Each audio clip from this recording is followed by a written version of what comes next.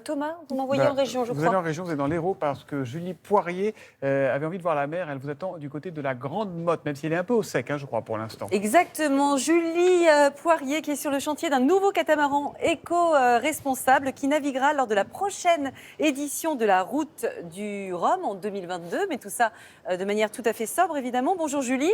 Alors je crois que derrière vous c'est le bateau du skipper Roland Jourdain, double vainqueur de la Route du Rhum. Un skipper très engagé, Julie. Oui, exactement, Julia. Depuis environ une dizaine d'années, Roland Jourdain travaille sur l'éco-responsabilité.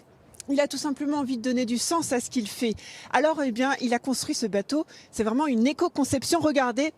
C'est une première mondiale. Je vous montre juste derrière moi We Explore, un catamaran de 18 mètres de long qui va être construit à 50%, non pas en fibre de verre, mais en fibre de lin. C'est vraiment un chantier d'envergure, commencé donc réfléchi en tout cas il y a déjà beaucoup d'années. Il est construit ici sur ce chantier à la Grande Motte qui est une référence en matière de bateaux de grand voyage. Il a travaillé sur beaucoup de choses et notamment sur des contraintes mécaniques, vous le savez bien, puisqu'on a complètement changé de matériaux. Bon, et alors justement, si je comprends bien, c'est un bateau pour tracer un nouveau sillage, c'est bien ça, entre éco-responsabilité et performance. Eh bien sûr, Julia, et surtout, il a fallu choisir ce lin, cette matière qui a énormément d'avantages. On est avec Stéphane, qui n'est pas peu fier, en tout cas, de nous présenter ce bateau ici sur son chantier. Stéphane, pourquoi est-ce qu'on a choisi le lin finalement ?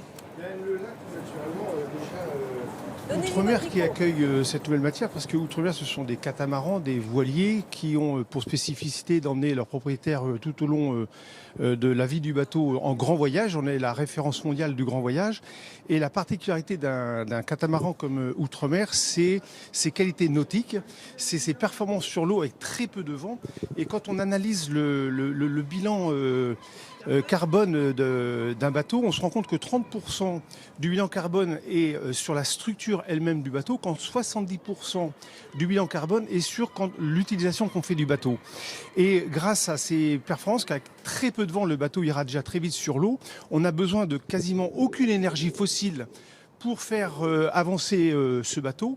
Donc on s'est tout naturellement concentré sur le 30% qui est la conception elle-même du bateau. Donc tout naturellement, avec Roland, Kairos et We Explore, on a décidé de travailler ensemble pour justement amener du lin qui nous donne un bateau qui est beaucoup plus respectueux de l'environnement. Merci beaucoup Stéphane pour toutes ces explications. Roland, allons-y, le lin, il est là, merci d'être avec nous ce matin. C'est ça que vous avez choisi. Le lin, ça sent bon. Et alors le lin, très, très rapidement, la fibre de verre classique, le lin.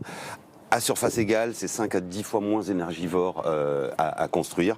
Le lin est une plante renouvelable. Le lin va stocker du CO2 dans la coque. Tout ce qu'on cherche aujourd'hui, on cherche à décarboner. Alors ce beau lin français, de notre partenaire Terre de Lin. Alors le lin, il va aller dans les bateaux, mais le lin, avec notre partenaire de la Fondation Bureau Vallée aussi, on en fait des objets. On veut décarboner notre univers terrestre et maritime. Et We Explore veut être une preuve de concept. Allez, on vous emmène. Il nous reste quelques secondes montées. Qu'on voudrait quand même vous montrer ce chantier, regardez, parce qu'il faut savoir que ce bateau qui prendra la Route du Rhum l'année prochaine, elle sera un bateau test, il sera validé dès le début et pendant tout le voyage par vous, Roland. Regardez, le chantier est en pleine, on est dedans, on est clairement sur le bateau là, il sera validé et après, ça sera un bateau du futur. On va faire plein de choses avec ce bateau. Oui, il y aura le rhum et puis il n'y a pas de ligne d'arrivée pour faire un monde meilleur. Et comme le dit très bien Eric Orsena qui s'embarque avec nous sur ce projet, ce bateau sera une île de solutions. Mais on en reparlera ensemble, j'espère. Et on en reparlera. On sera peut-être là pour la mise à flot. J'ai envie de dire la mise à l'eau même, Thomas et Julia. Merci beaucoup Julie. Vous avez beaucoup de chance d'être à la fois à la Grande Motte et près d'un aussi beau bateau.